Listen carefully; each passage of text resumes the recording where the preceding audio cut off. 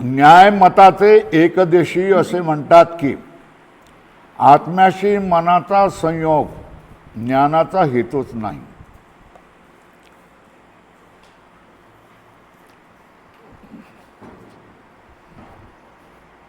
न्याय तत्वज्ञामधले काही लोक असं म्हणतात, न्यायमताचे एकदेशी असे म्हणतात की आत्म्याशी मनाचा संयोग ज्ञानाचा हेतू नाही. याचा अर्थ काय म्हणतात? ज्ञान जे होतं ते आत्म्याचा मनाशी संयोग झाल्यानंतरच ज्ञान होतं.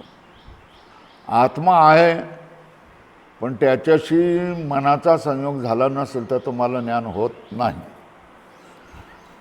तेव्हा आत्मा मनाचा संयोग हा ज्ञानाचा हेतू म्हणजे कारण आहे. बरोबर आहे. आत्म्याशी मनाचा संयोग ज्ञानाचा हेतूच नाही.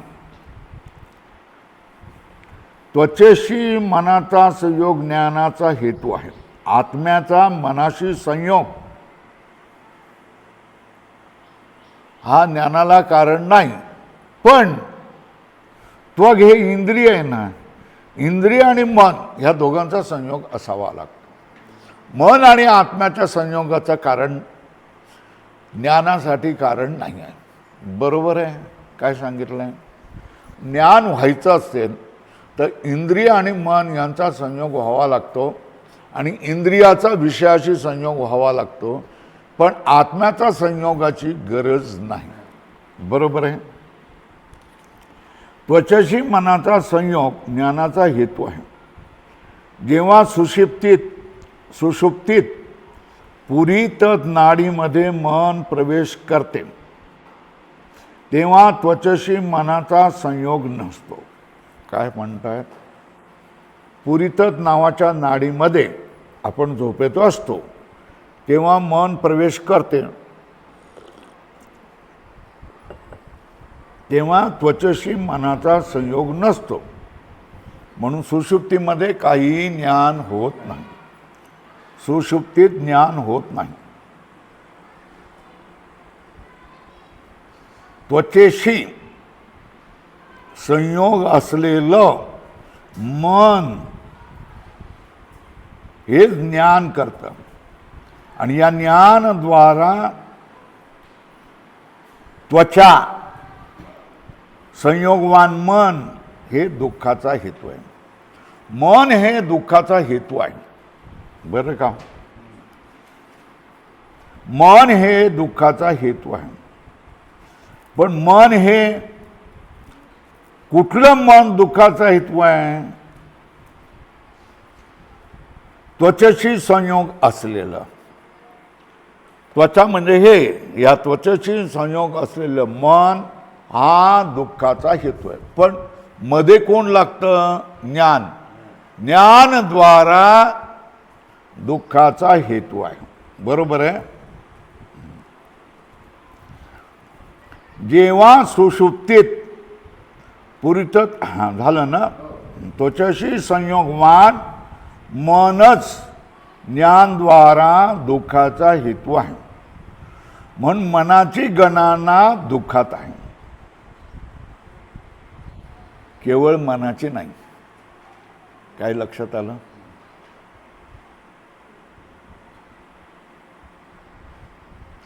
एकविंशती मनामध्ये 10 इंद्रिय धरलेलं आहे आणि त्याच्यामध्ये एक मनलाही धरलेलं आहे. मन पण इंद्रिय आहे. एकूण 11 इंद्रियाणी असं म्हटलं जातं. तर दुःख मध्ये 5 विषय, त्यांची 5 ज्ञान, 10 झाले आणि 11 नाही 11 इंद्रिय. हे सगळ्यांना काय मानलेलं आहे? दुःख मानलेलं आहे. बरोबर आहे. 5 विषय, त्या 5 विषयांची 5 ज्ञान आणि 11 इंद्रिय, एवढं काय मानलेलं आहे? हे दुःखाचे हेतू आहेत असं मानलं. त्यामध्ये मनाला दुःखाचा हेतू मानलेला आहे, पण केवळ मन हे दुःखाचा हेतू नाही. मन हे दुःखाचा हेतू ज्ञानाच्या द्वारे होतं. कोणाच्या द्वारे? ज्ञानाच्या द्वारे होते. पण कधी ज्ञान होईल? त्वचेशी संबंध असेल तर. त्वचेशी संबंध असणारं मन हे ज्ञान करून, विषयाचं ज्ञान करून दुःखाचा हेतू बनतं. केवळ मन दुःखाचा हेतू नाही. विशिष्ट मन दुःखाचा हेतू आहे. कोण? केवळ मन हे दुःखाचा हेतू नाही. तर कोण आहे दुःखाचा हेतू? विशिष्ट मन हे दुःखाचा हेतू आहे.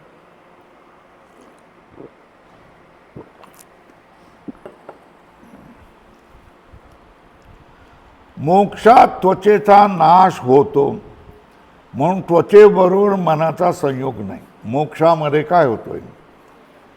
इंद्रिय राहत नाहीत, त्वचा राहत नाहीत, म्हणून त्वचेबरोबर मनोचा संयोग नाही, म्हणून ज्ञान होत नाही.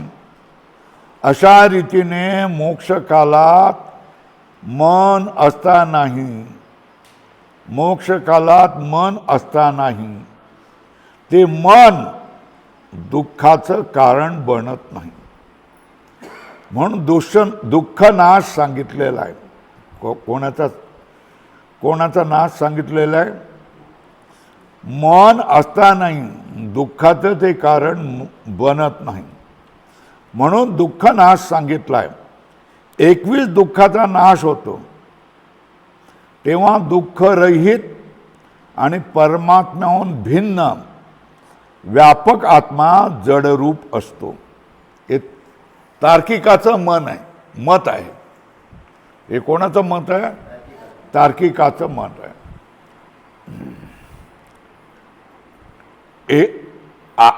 21 दुःखाचा नाश होतो तेव्हा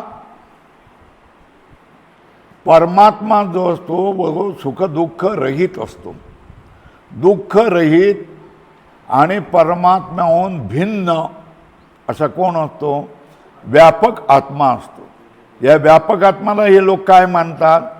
जड मानतात. जड मानतात, चेतन मानत नाही. कोण? तार्किक. 21 दुःखाचा नाश होतो तेव्हा दुःख रहित आणि परमात्म्याहून भिन्न व्यापक आत्मा जडरूप असतो. कारण आत्मा स्वरूपाने जड आहे, बरोबर आहे. आत्मा स्वरूपाने द्रव्य आहे. द्रव्यामध्ये आत्मा येतोय पृथ्वी, अप, तेज, वायू, आकाश, दिक, काल, आत्मा आणि मन अशा तऱ्हेने किती द्रव्य? 9 द्रव्य सांगितलेली आहेत. कोणी? नैयायिकांनी. त्याच्यामुळे त्यांचा आत्मा कसा आहे? द्रव्य आहे, आणि तो स्वरूपाने कसा आहे? जड आहे.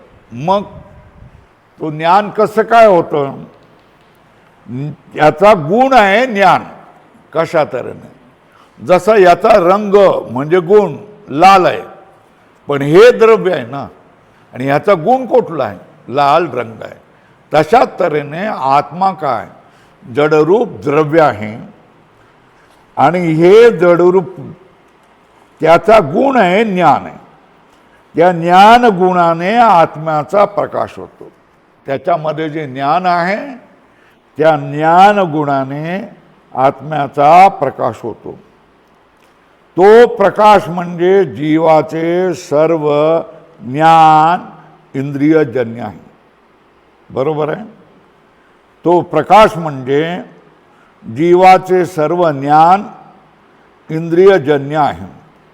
बरोबर आहे.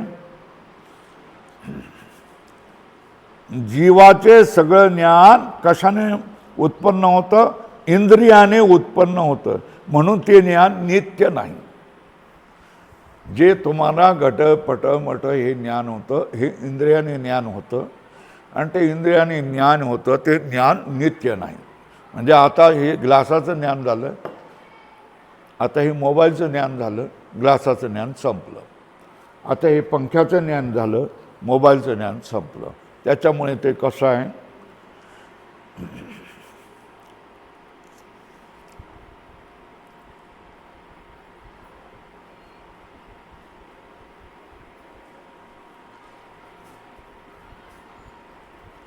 तो प्रकाश म्हणजे जीवाचे सर्व ज्ञान. तो प्रकाश जो जीवाचा प्रकाश होतो, आत्म्याचा जो प्रकाश होतो, तो म्हणजे जीवाचे सर्व ज्ञान.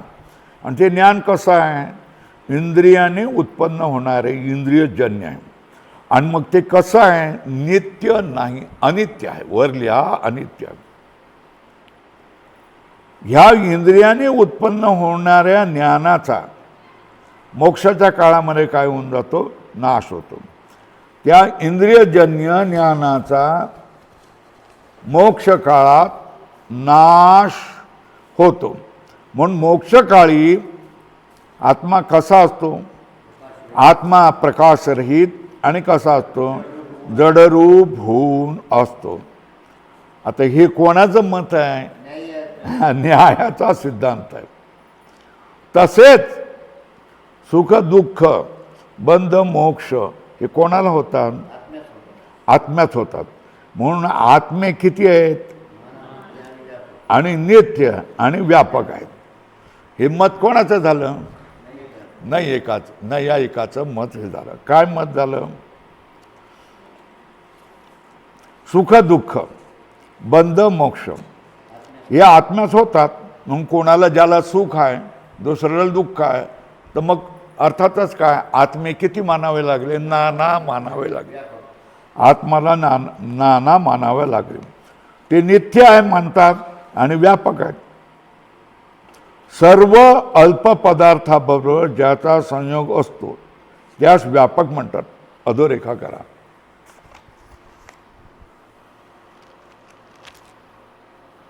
सर्व लहान पदार्थाबरोबर ज्याचा संयोग असतो त्याला काय म्हणतात, व्यापक म्हणतात. वेदांत मतात काय सांगितलेलं आहे, वेदांत मतात स्वगत सजातीय विजातीय भेदरहितत्व व्यापकत्व आहे. वेदांत मतामध्ये व्यापक कोणाला म्हटलेलं आहे, स्वगत नंबर 1, नंतर सजातीय, नंतर विजातीय.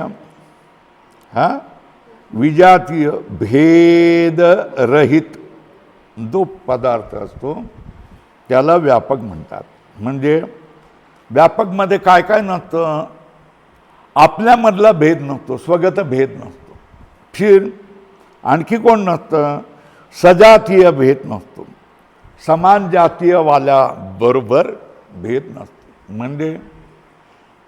म्हणजे काय, स्वगत म्हणजे भाऊ हे आपण सगळे आहोत ना, तर हा हात आहे, माझाच आहे की नाही, माझ्यातलाच आहे की नाही. डोकं आहे, हातापासून डोकं वेगळं की नाही, याला म्हणतात स्वगत भेद. बरोबर आहे. तो स्वगत भेद आत्म्यामध्ये नसतो. बघा, माझी जाती मनुष्य आहे, तुम्ही पण मनुष्य आहेत की नाही, मग ह्याला म्हणतात सजातीय भेद.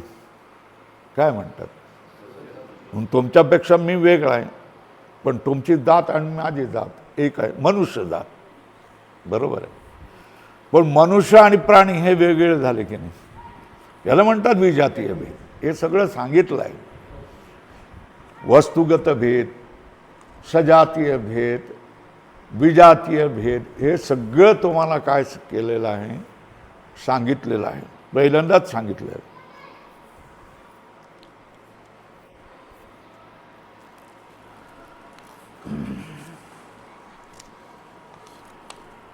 तर सिद्धांत मतामध्ये, वेद मतामध्ये व्यापकत्व काय, तर स्वगत स्वजातीय विजातीय भेदरहित, सजातीय स्वगत भेदरहित, सजातीय भेदरहित, विजातीय भेदरहित जी वस्तू असते त्या वस्तूला काय म्हणतात, व्यापक म्हणतात. त्याच्यामध्ये आपल्यातले भेद नाही पाहिजे. आपल्या जातीमधले जातीपासून ते भिन्न असता कामा नये. आणखी विजातीयपासूनही भेद असता कामा नये. बरोबर आहे. आकाश असा आहे, व्यापक आहे, त्याच्यामध्ये स्वतःचे भेद नसतात. आकाशासारखं दुसरं कोणी व्यापक आहे का? मग व्यापक असतं तर विजातीय झालं असतं. विजातीय नाही, सजातीय नाही. आकाशासारखं कोणी नाही आहे. सजातीय जातीवालं काय कोणी नाही. आकाशासारखं दुसऱ्या जातीतलं कोणी आहे का? ते पण नाही. आणि आकाशामध्ये स्वतःमध्ये भेद आहेत का? नाही आहेत. हेच आकाशाचं व्यापक. बोला, सिद्धांत मतामध्ये व्यापकत्व कशाला म्हणत? स्वगत भेदरहित, सजातीय भेदरहित, विजातीय भेदरहित जी वस्तू असते तिला काय म्हणतात? तिला काय म्हणतात? व्यापक वस्तू म्हणतात. व्यापकत्व असे व्यापकाचे लक्षण आहे. आता न्यायमतामध्ये आत्मा कसा आहे? निरवयव. कसा आहे? निरवयव. निरवयव, अवयवरहित. निर्वय मतलब अवयवरहित. निरवयव. न्यायमतात आत्मा निरवयव आहे म्हणून स्वगत भेद नाही. परंतु दुसऱ्या आत्म्याशी सजातीय दुसरा आत्माच नाही, मग सजातीय भेद नाही. विजातीय कोण? गटादी आहे. तर गटाधिकाशी विजातीय भेद ना आहे कोण? म्हणून सजातीय विजातीय स्वगत भेद शून्य असे लक्षण न करता काय? सजातीय कोण? गटाधिकाशी विजातीय भेद आहे, अधोरेखा करा. म्हणून सजातीय विजातीय स्वगत भेद शून्य असे लक्षण न करता सर्व अल्प पदार्थाशी संयोग, तेच लक्षण व्यापकाचे लक्षण असे आम्ही म्हणतो. बरोबर आहे. यावर कोणी शंका घेईल की आत्म्याप्रमाणे हे न्यायवाले काय करतात? आकाश नित्य आहे की नाही? काल नित्य आणि व्यापक आहे की नाही? दिशा नित्य आहे आणि व्यापक आहे की नाही? न्यायमतामध्ये आहे.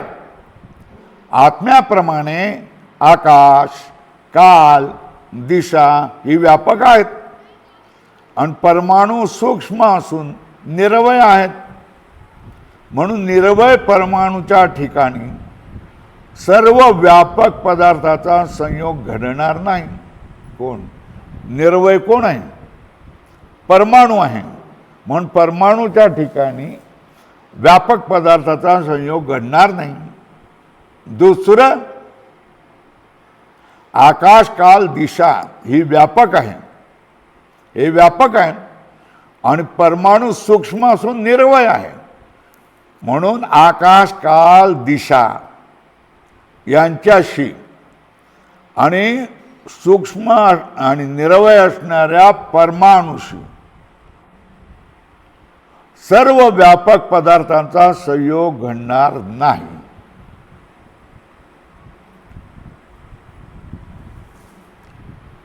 परमाणू जर सावयव असते, अवयव सहित असते, तर काही अवयवामध्ये आत्म्याचा व काही अवयवामध्ये इतर व्यापक पदार्थाचा संयोग घडला असता. परंतु परमाणू कसे आहेत? अतिसूक्ष्म आहेत आणि कसे आहेत? निरवय आहेत. परमाणू हे अतिशय सूक्ष्म आहेत आणि निरवय आहेत. म्हणून परमाणूशी सर्व व्यापक पदार्थाचा संयोग होणे अशक्य आहे. बरोबर आहे.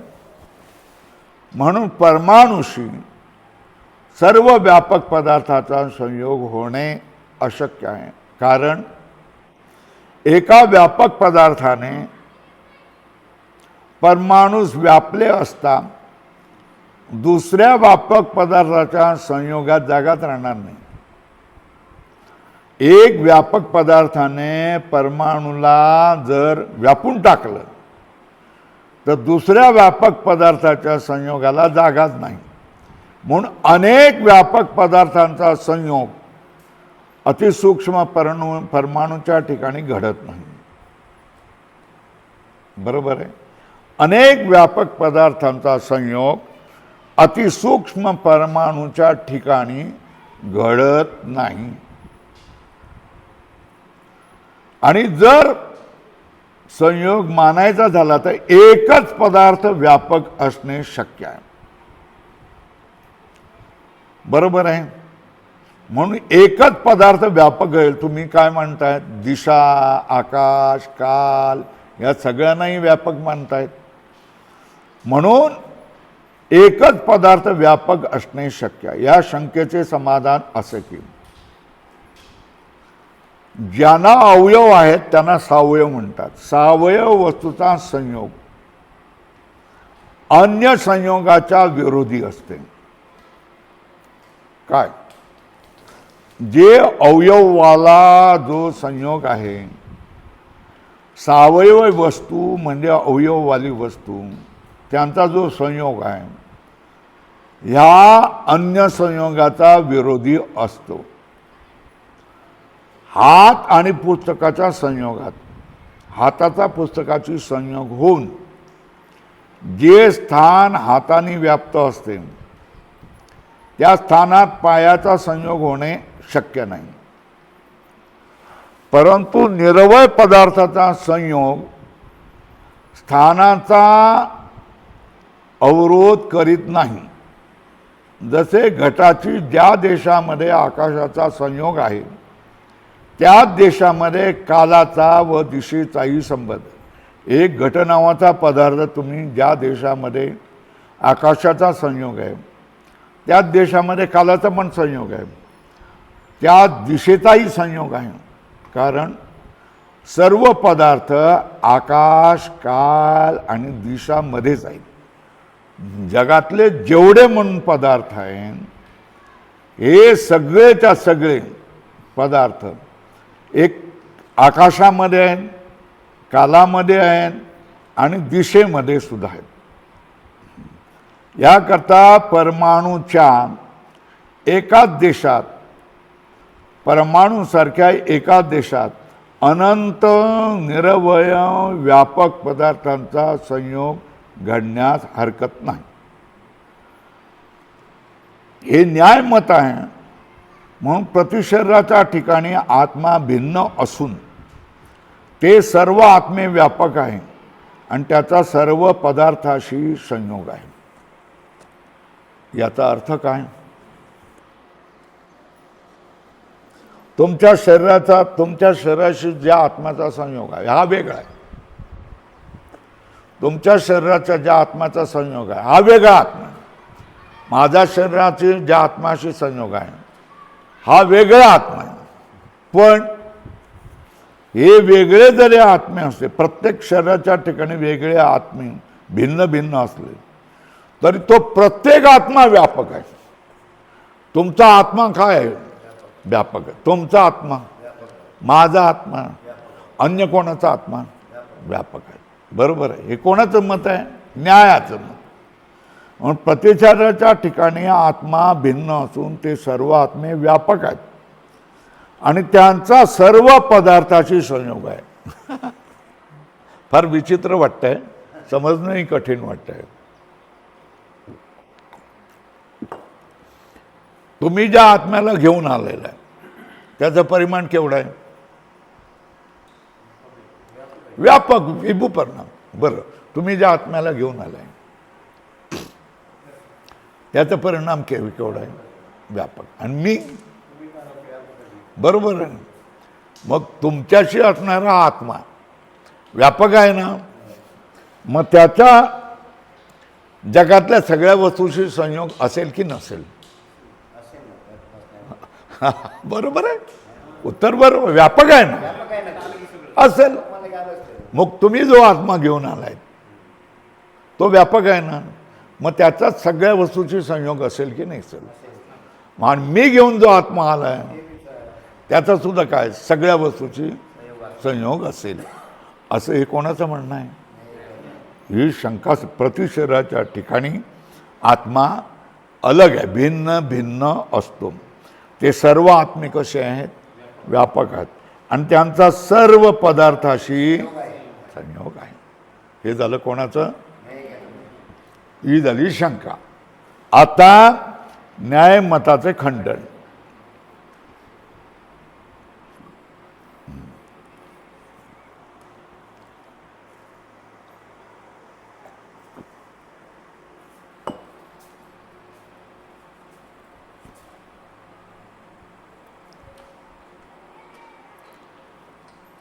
आता न्यायमताचा सिद्धांत तुम्हाला समजला का नाही समजला? शरीर किती आहेत? मोजणी करून सांगा. शरीर किती आहेत? भारतात किती आहेत? 120 कोटी नुसते मनुष्यच आहेत. मग मांजरं किती? कुत्रे किती? गाई बैल किती? मग अनंत म्हणा. किती आहेत? शरीर किती आहेत? मग त्यांना लागलेले आत्मे किती? आणि हे सगळे कसे? व्यापक. आणि या सगळ्या आत्म्याचा सगळ्या वस्तूशी हे कोणाचं मत आहे? समजलं ना? सिद्धांत समजलं का? न्यायमताचा एकंदर प्रक्रिये सरणीवरून आत्मे नाना व सर्व व्यापक आहे. प्रत्येक शरीर प्रतिशरीरम भिन्न असं आत्म्याचं वर्णन आहे. प्रत्येक शरीराला भिन्न भिन्न आत्मा आहे. तर आत्मे किती आहेत? नाना आहे. आणि तो प्रत्येक आत्मा कसा आहे? व्यापक आहे. ते सगळे व्यापक आहेत असा सिद्धांत झाला. अधोरेखा करा. न्यायमत असं लिहा. काय लिहिशा? न्यायमत. बरोबर आहे. काय? प्रत्येक शरीराला आत्मा भिन्न आणि तो व्यापक आहे. एवढंच लक्षात ठेवायचं. न्यायमतानुसार काय?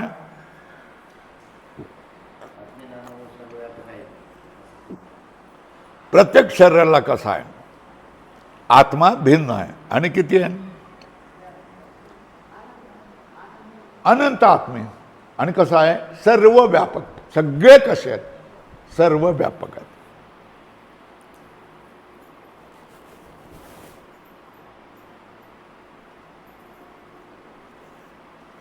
आता बघा, हा जो न्यायमताचा सिद्धांत आहे तो पंडितांना हास्यास्पद आहे. जो स्वतःला पंडित म्हणत असेल, न्यायाचार्य म्हणत असेल आणि तो जर म्हणत असेल आत्मे नाना आहेत आणि सगळेच्या सगळे व्यापक आहेत, तर तो त्याच्याविषयी सगळेजण हसतील. पंडित आहे आणि असं कसं म्हणतो? म्हणून हास्यास्पद आहे. कसे ते पहा. आत्मे जर नाना मानले, आत्मे नाना आहेत, अनंत आहेत असा अंगीकार करून त्यांना व्यापक मानले तर काय होईल? तर प्रत्येक आत्म्याचा सर्व शरीराशी संबंध मानावा लागेल. तर काय? हे लक्षात आहे का? तुमचा आत्मा तुमच्याशी संबंध आहे, पण तो माझ्याशी संबंध आहे, यांच्याशी आहे, यांच्याशी आहे, यांच्याशी आहे, सगळ्यांशी संबंधित आहे. कारण व्यापक आहे ना. व्यापक आहे म्हणजे काय? सगळ्या अल्पवस्तूशी त्याचा संबंध येतो. त्याला व्यापक म्हणतात ना. मग तुम्ही घेतलेला आत्मा हा व्यापक आहे ना. मग त्याचा काय होणार आहे? जगातल्या सगळ्या वस्तूशी संबंध आहे. यांनी घेतलेला आत्मा सगळ्या वस्तूशी संबंध आहे आणि मी घेतलेला आत्मा सगळ्या वस्तूशी संबंध आहे. बरोबर आहे? मानले तर आत्म्याचा सर्व शरीराशी संबंध आहे. म्हणजे आत्म्याचा संबंध तुमच्या शरीराशी आहे असं नाही, तर तो माझ्याही शरीराशी होणार, यांच्याही शरीराशी होणार. कारण व्यापक आहे. कारण तो व्यापक आहे. बरोबर आहे? प्रत्येक आत्म्याचा सर्व शरीराशी संबंध मानावा लागेल. मग माना ना, प्रत्येक आत्म्याचा सगळ्या शरीराशी संबंध आहे. हे बघा, तुमचा जो आत्मा आहे हा तुमच्या शरीराशी संबंध आहे ना, होय ना, तो व्यापक आहे. मग तो माझ्याशी आहे ना, तुमच्याशी आहे ना, आणि अनंत शरीर मानली तर अनंत शरीराशी त्याचा संबंध असेल. जितका त्या आत्म्याचा यांच्याशी संबंध असेल तितका तो माझ्या शरीराशी संबंध असेल ना. मग आता प्रश्न आला, त्या आत्म्याचा संबंध नेमका कुठल्या शरीराशी? लक्षात आलं का नाही आलं? ओ, तुमचा आत्मा असेल ना, तो तुमच्या शरीराशी संबंधित आहे, पण तो व्यापक आहे ना. मग माझ्या शरीराशी संबंधित आहे, यांच्याही शरीराशी संबंधित आहे, कारण व्यापक आहे. मग यांचा जो आत्मा आहे तोही व्यापक आहे, हा त्यांच्या शरीराशी संबंधित आहे, तुमच्याही शरीराशी आणि माझ्याही शरीराशी आणि सगळ्या प्राण्यांच्या शरीराशी संबंधित आहे. मग गोंधळच उडाला, अराजक झालं का नाही झालं, की आत्म्याचा नेमका कुठल्या शरीराशी संबंध आहे हेच कळणार नाही. बरोबर आहे? तसा संबंध मानला म्हणजे कोणत्या आत्म्याचे कोणते शरीर हा निषेध होणार नाही ना. काय, यांचा जो आत्मा आहे बघा, हा कोणाशी जोडलेला आहे? यांच्याशी. मग माझ्याशी जोडलेला आहे की नाही? तुमच्याशी जोडलेला आहे की नाही? मग यांचाही आत्मा अनंत आत्मा आहे, अनंत आत्म्याचा अनंत शरीराशी संबंध झाला. मग कुठल्या आत्म्याचा कुठल्या शरीराशी संबंध आहे कसं काय तुम्ही ठरवणार? नाही ठरवू शकत. प्रत्येक आत्म्याचा सर्व शरीराशी संबंध आला. तुमचा आत्मा घेतला तर त्याचा सगळ्या शरीराशी संबंध आहे. माझा आत्मा घेतला तर माझ्याशी संबंध आहेत, सगळ्याशी संबंध आहेत. मग संबंधांचं असं जाळं निर्माण झालं की त्याच्यामध्ये कुठल्या आत्माचा कुठल्या शरीराशी संबंध आहे हेच कळले नासं झालं. हा निश्चय होणार नाही. एकेका आत्म्याची सर्व शरीरे मानली पाहिजेत. काय मानलेलं? एकेका आत्म्याची सर्व शरीरे मानली पाहिजेत. ही अडचण चुकविण्याकरता नैयायिक असे म्हणेल की ज्या आत्म्याच्या कर्मापासून जे शरीर उत्पन्न झाले त्या आत्म्याचे ते शरीर असे म्हटले पाहिजे.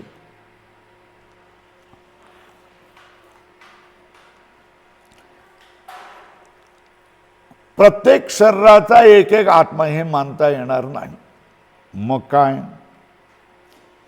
एक एक आत्म्याची सर्व शरीरे मानली पाहिजेत.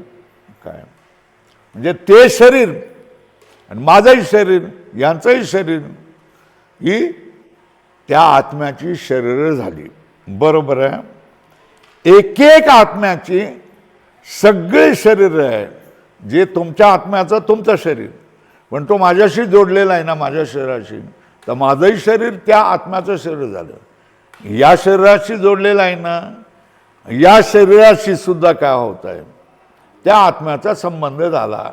म्हणजे त्या आत्म्याचं हे पण शरीर आहे असं मानावं लागेल. एकेका आत्म्याची सर्व शरीरे मानली पाहिजेत. ही अडचण चुकू नाही करता. ही अडचण होते की नाही? एक एक काय अडचण झाली? दोष काय आला?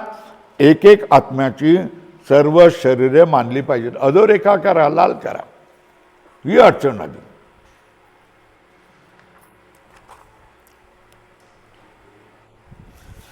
ही अडचण चुकू नाही करता नाही काय म्हणेल? ज्या आत्म्याच्या कर्मापासून जे शरीर उत्पन्न झाले त्या आत्म्याचे ते शरीर असे म्हटले पाहिजे. अधोरेखा करो. ही अडचण चुकवण्यासाठी नैयायिक काय म्हणेल? ज्या आत्म्याने जे कर्म केलेलं आहे त्याच्यापासून जे शरीर उत्पन्न झालेलं आहे ते शरीर त्या आत्म्याचं शरीर.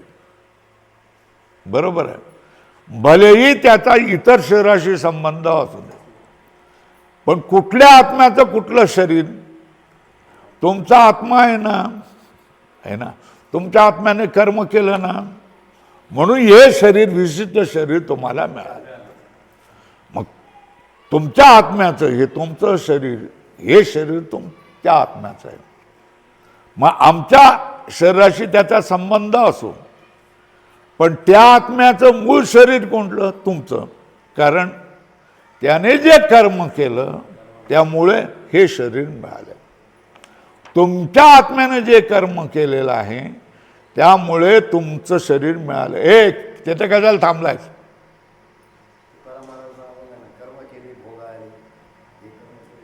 हा, जे तुम्ही कर्म केलेलं आहे आत्म्याने त्याप्रमाणे तुम्हाला शरीर मिळणार ना. तर तुम्हाला हे जे शरीर मिळालं ते तुम्ही जे कर्म केलेलं आहे त्याच्यामुळे मिळालं.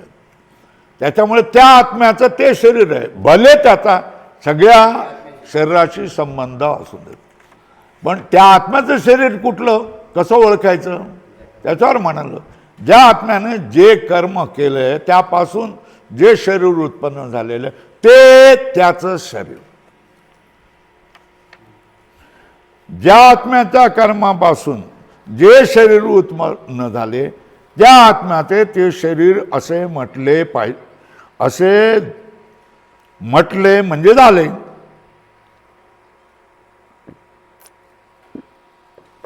आता असंही म्हणता येणार नाही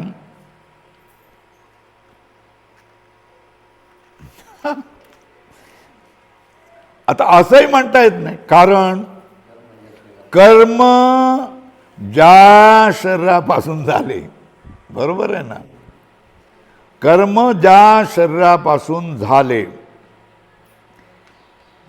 हो, हे शरीर तुम्हाला मिळालंय ना, ते कुठल्या तरी कर्माने मिळालेलं.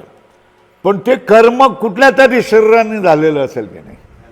बरोबर आहे ना. काय तुमच्या पूर्वी कुठल्या तरी शरीराने कर्म केलं, ते कर्माचा परिणाम म्हणून तुम्हाला हे शरीर मिळालं. आता या शरीरामध्ये तुम्ही जे कर्म कराल त्याच्यामुळं तुम्हाला दुसरं शरीर मिळेल.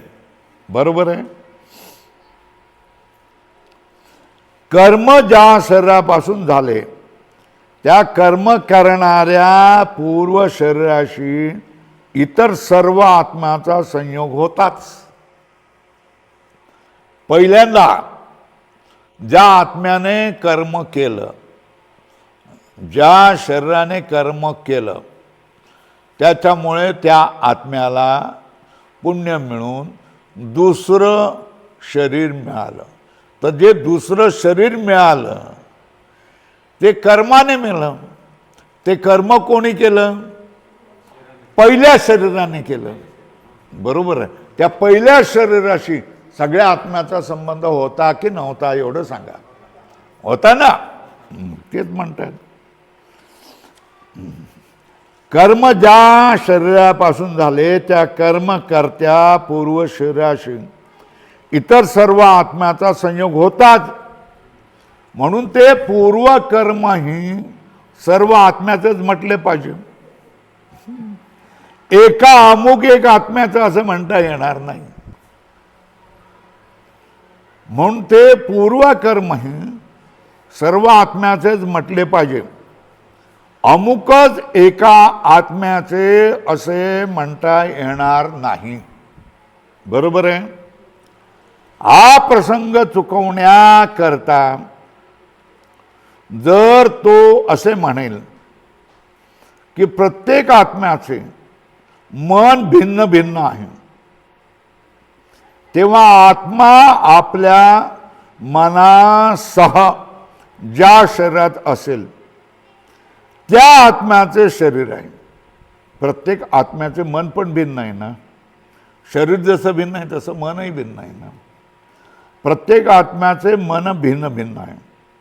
तेव्हा आत्मा आपल्या मनासह वर्तमान, मनासह ज्या शरीरात असेल त्या आत्म्याचे ते शरीर आहे असं म्हणावे. काय म्हणायचं? त्या आत्म्याचंच हे शरीर आहे असं म्हणावे, पण तसंही म्हणता येणार नाही. कारण शरीराप्रमाणे शरीराचा जसा प्रत्येक शरीराचा जसा सगळ्या आत्म्याशी संयोग आहे किंवा सगळ्या आत्म्याशीचा जसा सगळ्या शरीराशी संबंध आहे, तसाच प्रत्येक मनाचा सगळ्या आत्म्याशी संबंध आहे आणि सगळ्या आत्म्याचा प्रत्येक आत्म्याचा सगळ्या मनाशी संबंध आहे. ही अशी गुंताड होऊन जाते. मग अमके मन अमक्या आत्म्याचा असा निश्चय करता येणार नाही. झालं. इतकेच नाही तर सर्व इंद्रिये सर्व आत्म्याची होतील. सर्व बाह्य पदार्थाशी सर्व आत्म्याचा संयोग असल्यामुळे हा पदार्थ माझा व अन्याचा असाही व्यवहार होणार नाही. हे बघा, तुमचा आत्मा आहे, बरोबर आहे ना, तर त्याच्या सगळ्या शरीराशी संबंध आहे ना. आता हा मोबाईल तुमचा आहे ना, का? कारण तुमच्या शरीराशी संबंध आहे म्हणून तुम्ही म्हणता हा मोबाईल माझा आहे. पण आता न्यायमताप्रमाणे हा मोबाईलचा सगळ्या शरीराशी संबंध आहे म्हणून हा मोबाईल तुमचा कसा? सगळ्यांचा झाला, कारण सगळ्या शरीराशी संबंध आहे, बरोबर आहे ना. असा हा गोताळा होतो कोणाच्या न्यायमतामध्ये.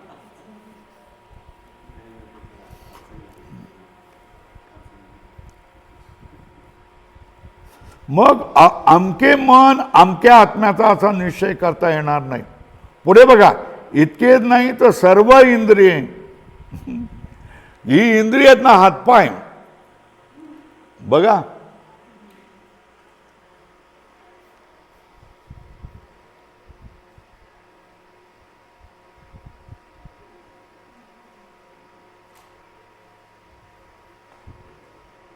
ही इंद्रिय आहेत ना, हे हातपाय आहे, हे तुम्ही माझे म्हणता कसं काय? अरे या इंद्रियाचा संबंध सगळ्याशी आहे ना. या इंद्रियाचा संबंध काय? सगळ्याशी आहे. मग ही इंद्रिय तुमची कशी? हे हातपाय तुमचे कसे? कारण यांचा संबंध सगळ्या आत्म्याशी आहे. त्याच्यामुळे तो आत्मा म्हणाल हे याच्याशी माझा संबंध आहे म्हणून हे हातपाय माझे, तुमचे कसे काय म्हणता तुम्ही? बरोबर आहे. म्हणजे मन सगळ्यांचं, इंद्रिय सगळ्यांची होऊन जातील. सर्व बाह्य पदार्थाशी सर्व आत्म्याचा संयोग असल्यामुळे हा पदार्थ माझा व हा अन्याचा असा व्यवहार होणार नाही. आता तुमचं जे घर आहे ना, ते तुमचं तुम्ही कसं काय म्हणता? का म्हणता? कारण माझा आत्म्याचा सुद्धा त्या तुमच्या घराशी संबंध आहे, त्यामुळे ते घर माझंही आहे. तुमचं कसं काय म्हणता? लक्षात येत आहे का? सगळ्या शरीराचा सगळ्या आत्म्याशी संबंध, सगळ्या मनाचा सगळ्या आत्म्याशी संबंध, सगळ्या इंद्रियाचा सगळ्या आत्म्याशी संबंध. कुठल्याही एका आत्म्याच्या जेवढ्या म्हणून बाह्य वस्तू आहेत, मूल्यवान तुमच्या कपाटामध्ये जेवढं सोनं नाणं रक्कम नोटा असतील त्या सगळ्या काळज्या सगळ्यांच्यात, त्याच्यावर सगळ्यांचा अधिकार होऊन जाईल. कारण त्याच्याशी सगळ्याचा संबंध आहे. केवळ शरीराशी नाही, सगळी मन सगळी इंद्रिय त्या आत्म्याच्या शरीराशी संबंधित असणाऱ्या सगळ्या वस्तू, या सगळ्याशी संबंध सगळ्या आत्म्याचा असेल. बरोबर आहे.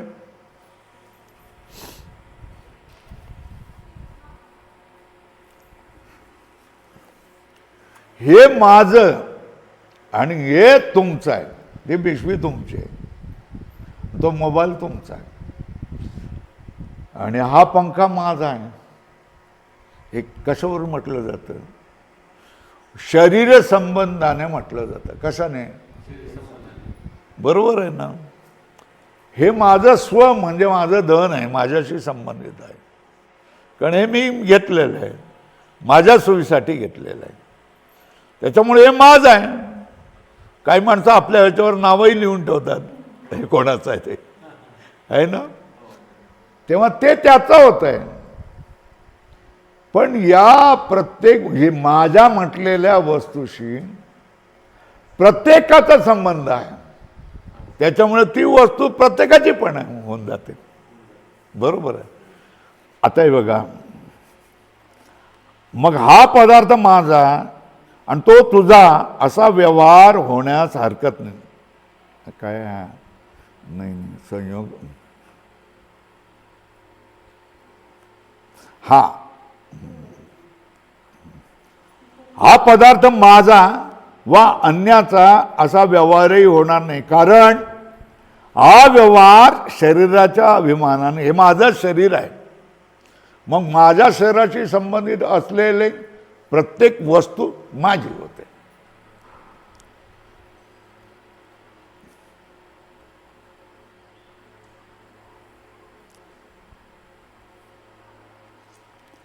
परंतु सर्व शरीराशी मिळालं ना, सगळ्यांना मिळालं की नाही, परंतु सर्व शरीराशी सर्व आत्म्याचा संयोग मानला तर हे शरीर अमुकच आत्म्याचे असे निश्चित कसे म्हणता येईल? आणि जर असे म्हटले की ज्या आत्म्याची ज्या शरीराच्या ठिकाणी अहमबुद्धी असते आणि ज्या इंद्रियाच्या ठिकाणी ममबुद्धी असते, त्या आत्म्याचे ते शरीर या अनुभवाने एका आत्म्याचे एकच शरीर होईल, मग हा पदार्थ माझा तो तुझा असा व्यवहार होण्यास हरकत नाही. काय म्हणतायत? जर असं म्हटले की ज्या आत्म्याच्या शरीराच्या ठिकाणी अहमबुद्धी असते, आता माझा आत्मा आहे ना, तर हे जे शरीर आहे हे मी आहे असं तो म्हणतो ना, याला म्हणतात अहमबुद्धी. काय म्हणतात? काय? ज्या आत्म्याची ज्या शरीराची अहमबुद्धी असते आणि या शरीराच्या संबंधित जी वस्तू आहे त्याच्याशी ममबुद्धी, म्हणजे माझी, मी आणि माझी बुद्धी. आता कुठे आलं? मी आणि माझी बुद्धी आली ना. मुक्त होता परी बळे झाला बद्ध, घेऊन या छंद माझे माझे, हे माझं आहे माझं आहे म्हणून तो बद्ध होतोय. तशाच तऱ्हेने ज्या शरीरामध्ये अहमबुद्धी असते आत्म्याची, हे मी आहे, ते शरीर त्याचं, आणि त्या शरीराची संबंधित असणारी जी वस्तू आहे त्याच्यामध्ये त्याला काय असतं? ममत्व. ममत्व म्हणजे काय? मम म्हणजे माझे, तर ममत्व म्हणजे माझेपणा. आपण ममत्व म्हणजे माया म्हटलं जातं, प्रेम म्हटलं जातं, है ना. पण जे तुमच्याशी संबंधित असेल त्याच्याविषयी तुम्हाला प्रेम असतं. बरोबर आहे. जे तुमच्याशी संबंधित असतं त्यालाच काय म्हटलं जातं? प्रेम म्हटलं जातं. त्याच्याविषयी प्रेम असतं.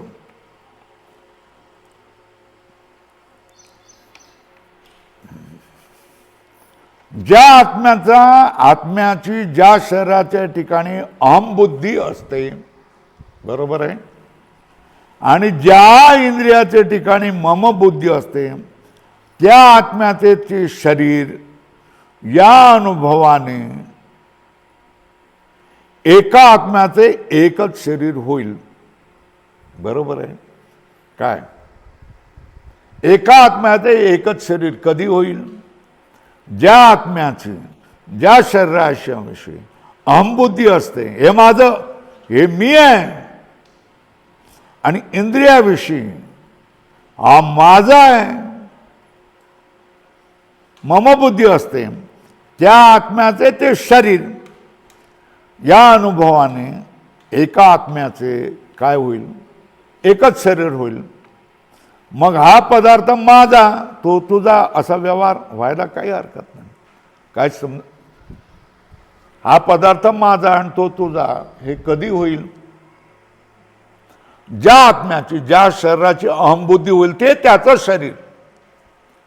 बाकीच्या आत्म्याची या शरीरामध्ये अहमबुद्धी होत नाही, त्याच्याच शरीरामध्ये अहमबुद्धी होते. त्याच्यामुळे ते त्याचं शरीर, हे माझं शरीर, हे तुमचं शरीर, हे तुमच्या आत्म्याचं शरीर.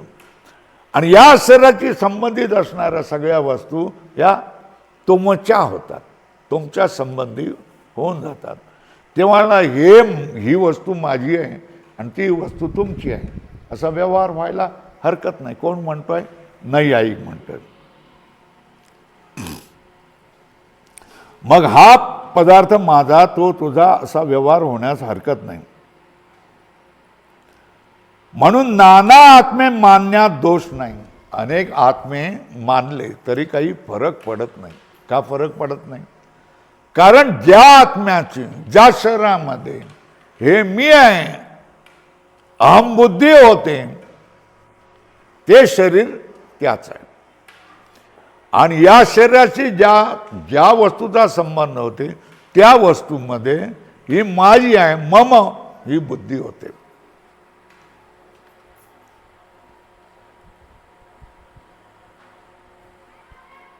म्हणून नाना आत्मे मानण्यात दोष नाही, हे म्हणणे योग्य नाही. पॅराग्राफ बदला. हे कोणी न्यायवाल्यानेच हे सांगितले. आता बघा, अहमबुद्धी एका आत्म्यास एकाच शरीरामध्ये होते, हे बरोबर आहे की चूक आहे? हा, खरं आहे, बरोबर आहे ना. काय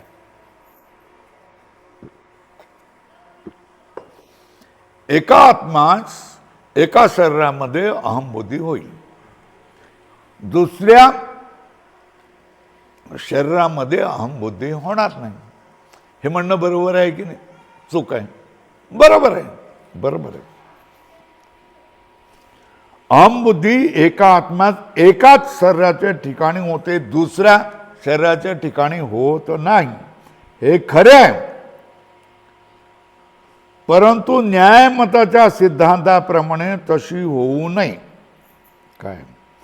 न्यायमताच्या सिद्धांताप्रमाणे अहमबुद्धी एका आत्म्यास एकाच शरीराच्या ठिकाणी होते, हे खरे असले तरी न्यायमताच्या सिद्धांताप्रमाणे ती तशी होणार नाही. ती तशी होणार नाही. न्यायमताच्या सिद्धांताप्रमाणे तशी होऊ नये.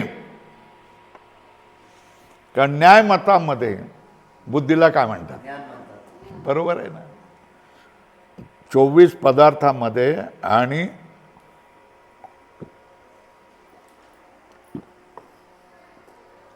आत्म्याच्या विशेष गुणामध्ये बुद्धीला बुद्धिर ज्ञानम असं म्हटलेलं आहे. बुद्धीलाच काय म्हटलेलं आहे? ज्ञान म्हटलेलं आहे. परंतु न्यायमताच्या सिद्धांताप्रमाणे तशी होऊ नये. कारण न्यायमतात बुद्धीच न्याय म्हणतात.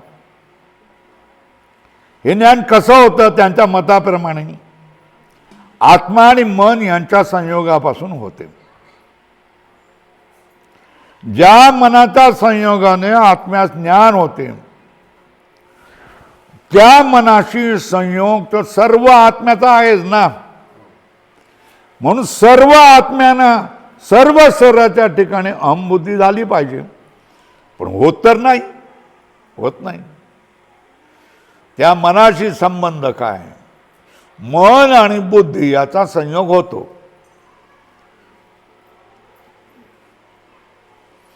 मनाच्या संयोगाने आत्म्यास ज्ञान होते. त्या मनाशी संयोग तर सर्व आत्म्याचा आहेच. म्हणून सर्व आत्म्यांना सर्व शरीराच्या ठिकाणी अहमबुद्धी झालीच पाहिजे. पण ती होत नाही. म्हणून नाना आत्मे मानणं आणि त्यानं व्यापक मानणे योग्य नाही, अधोरेखा करा.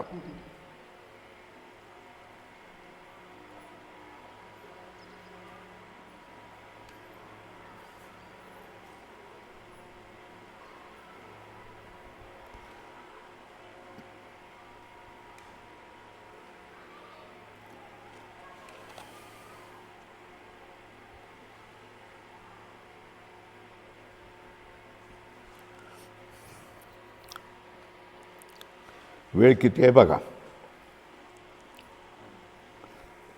किती वेळ आहे? बराच वेळ आहे ना, मग चालवतो. म्हणून नाना आत्मे व्यापक मानणे योग्य नाही. यावर म्हणेल की ज्या आत्म्याच्या ठिकाणी अहमबुद्धी होते तरीही सर्व आत्म्यांना सर्व शरीराच्या ठिकाणी अहमबुद्धी ज्ञान झाले पाहिजे. क्या ज्या आत्म्याच्या ठिकाणी अहमबुद्धी होते तरीही सर्व आत्म्यांना सर्व शरीराच्या ठिकाणी अहमबुद्धी ज्ञान झालेच पाहिजे. अधोरेखा करा. का? कारण तुम्ही आत्म्याला तुम्ही व्यापक आणि नाना मानलाय ना. काय तुमची अडचण काय? आत्मा मानलाय, त्याला व्यापक मानलाय आणि तुम्ही अनेक मानलेले आहेत आत्मे. म्हणून या आम्ही सगळे प्रश्न उभे करतोय. तुम्ही जर एक आत्मा मानला तर हे प्रश्न उभे राहत नाहीत. बरोबर आहे. नाना मानल्यामुळेच ही अडचण निर्माण झालेली आहे.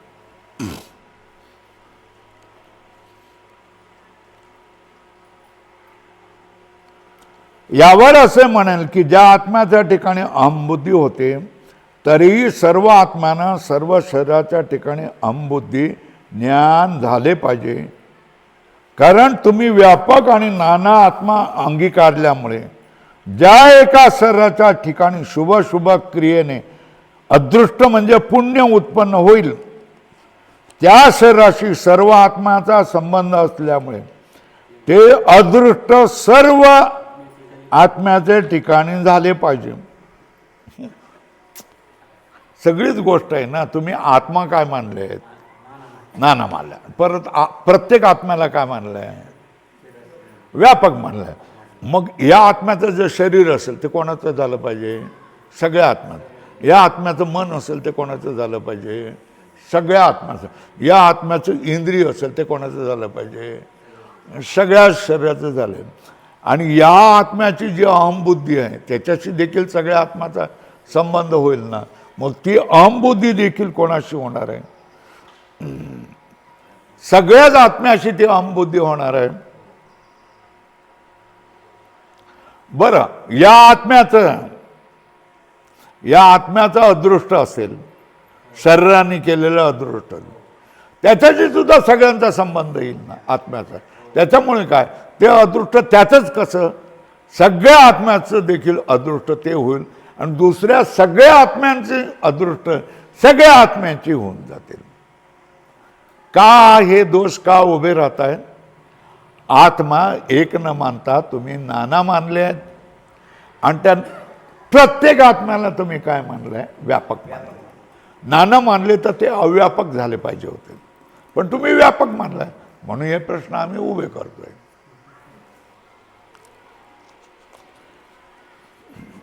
ज्या एका शरीराच्या ठिकाणी शुभाशुभ क्रियेने अदृष्ट उत्पन्न होईल त्या शरीराची सर्व आत्म्याचा संबंध असल्यामुळे ते अदृष्ट सर्व आत्म्याचे झाले पाहिजे. हे पूर्वीच सांगितले. कोणत्याही कल्पनेने अमुक आत्म्याचे अमुक शरीर, अमुक आत्म्याचे अमुक मन, अमुक आत्म्याचे अमुक इंद्रिय, अमुक आत्म्याची अमुक अहमबुद्धी, अमुक आत्म्याचं अमुक अदृष्ट हे ठरविणे शक्य नाही. बरोबर आहे. कारण भूत, भविष्य आणि वर्तमान कालात, कशामध्ये? भूत, भविष्य आणि वर्तमान कालात एका आत्म्याचा जो व्यवहार सांगतील त्या व्यवहाराशी इतर सर्व आत्म्यांचा संबंध येणारच येणारच. भूत भविष्य वर्तमान काळात एका आत्म्याचा जो व्यवहार तुम्ही सांगाल त्या व्यवहाराशी इतर सगळे आत्मा म्हणतील हे आमचं देखील आहे म्हणून. आत्म्याचा संबंध येणारच. हे सगळ्या चर्चेवरून निर्णय काय करायचा? म्हणून आत्मा नाना आणि व्यापक असे मानणे अत्यंत अयुक्त आहे. लाल करा हा निर्णय. या सगळ्या अडचणी आम्ही तुम्हाला सांगितलं. म्हणून आत्म्याला तुम्ही नाना मानू शकत नाही. नाना मानून पुन्हा व्यापक हे पण मानू शकत नाही. तुम्हाला काय मानावं लागेल? आत्म्याला एकच मानावा लागेल आणि तो एक आत्मा व्यापक असू शकतो. बरोबर आहे. आणि त्याच्यासारखं दुसरं कोणी असू शकत नाही.